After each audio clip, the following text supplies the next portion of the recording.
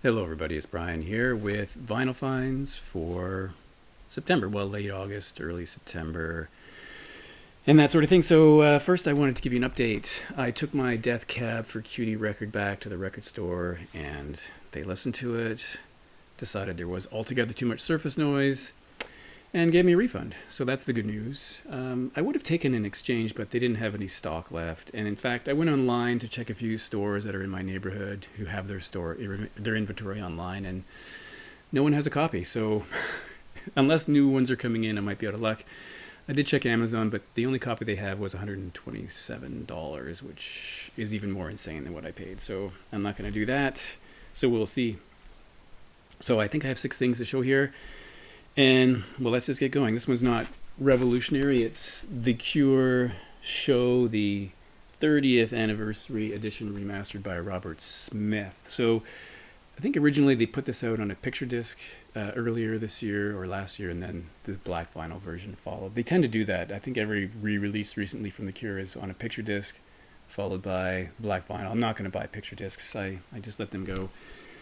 And I would say this is actually pretty good. I did read a couple comments that suggest that maybe Robert Smith's hearing is shot because he remastered this and some people aren't entirely happy with it. But, maybe my hearing's shot too. To my ears, it sounds fine. Once you reach a certain age, all bets are off on that front. But this is a good collection. I hadn't listened to the CD I have of this in ages. So when I put this on, it was like, wow, flashbacks, memories of this record. And it has a classic Cure lineup. Stuff from Wish, like Open and High, stuff from Disintegration, Pictures of You, Lullaby, Just Like Heaven, Fascination Street, and some earlier stuff. But they all go back to The Walk and Let's Go to Bed, In Between Days, Friday I'm in Love. So this is a pretty good collection. Another comment I read was that this is one label, the other label has a blue theme to it, was that it's not the whole show. Well, of course it's not the whole show. If it's the whole show, it would be it would be a box set probably.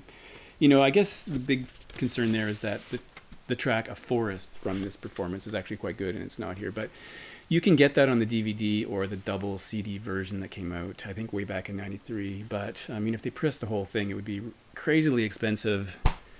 And that was expensive enough, so I understand, but we'll let it go. Number 2, St. Vincent Mass Education. You'll notice there's a capital E on education. This is from 2018, and it's an acoustic reworking of Mass Education that came out in 2017, and that one had a lowercase e.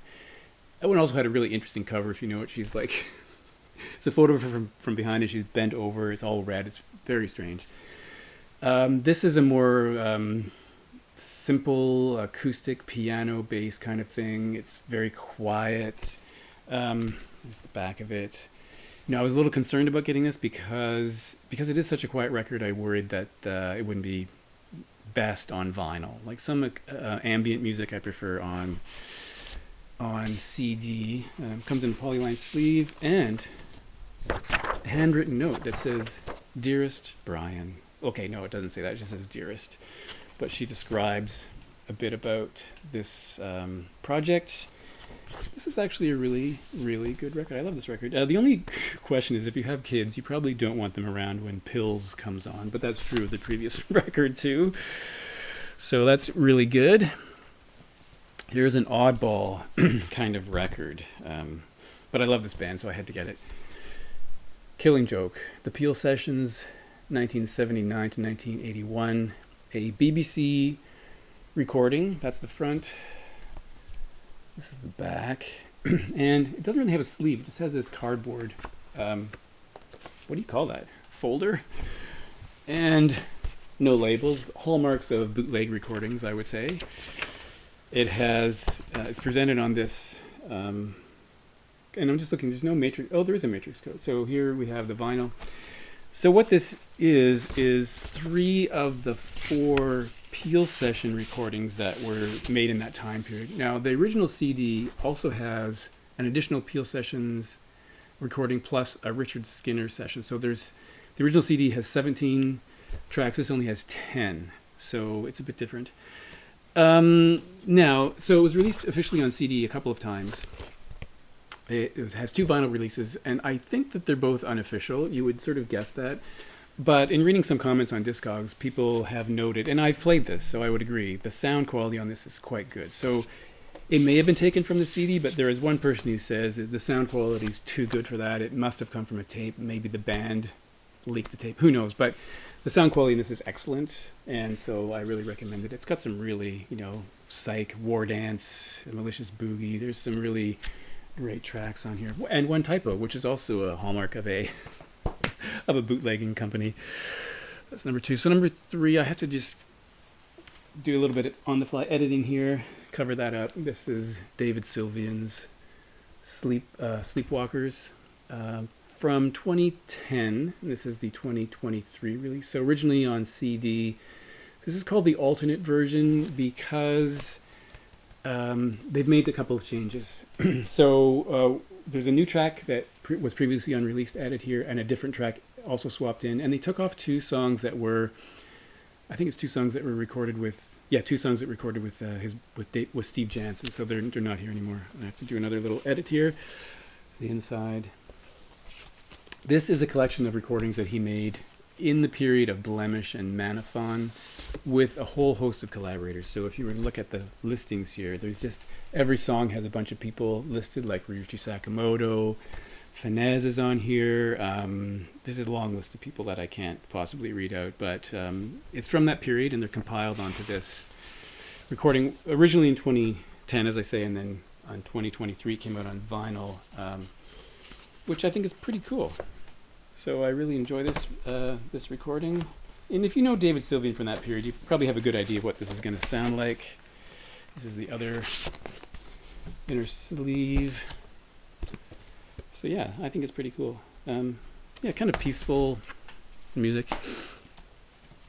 Next thing is a Canadian band called 5440, either with the numbers or spelled out in letters here, 5440. And this is called Fight for Love, which is their 4th record from 1989. Now they're from the West Coast, somewhere in British Columbia.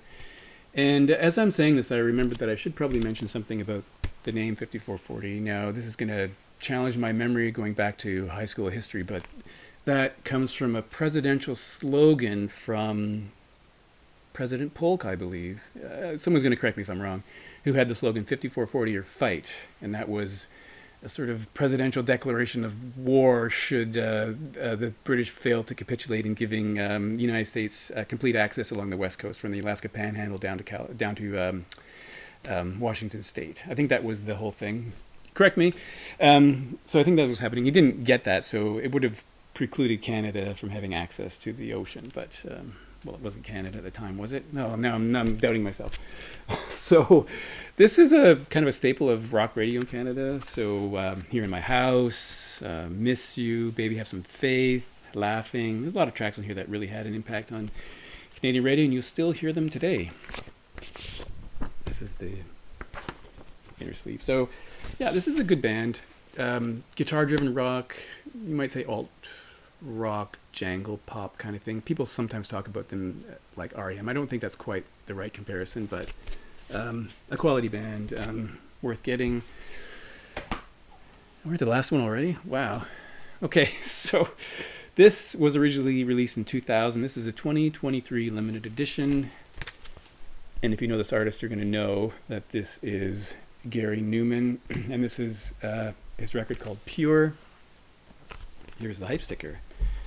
Limited edition, 180 gram, crystal clear 2LP.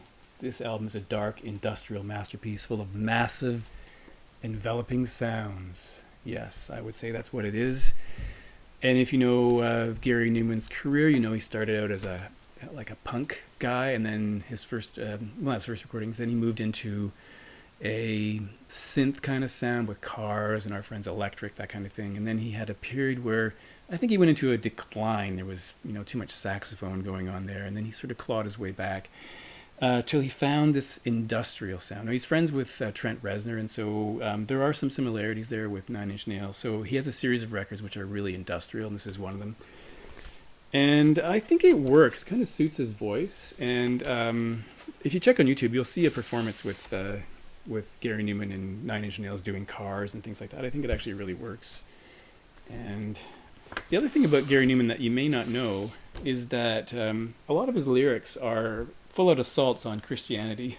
So, which is, fine with me and everything, but that's kind of interesting. And this record particularly is another assault on Christian faith. So, but this is actually quite good. Maybe not his best record, but I think it's actually great. And I guess I don't know what it means by limited. That's how many copies are there of this, but I think this is actually quite good. And I'm happy to have that. And there we are, over 10 minutes. 10 minutes is usually my goal, but I often fail. So what can I do? But thanks for watching, and I'll talk to you next time.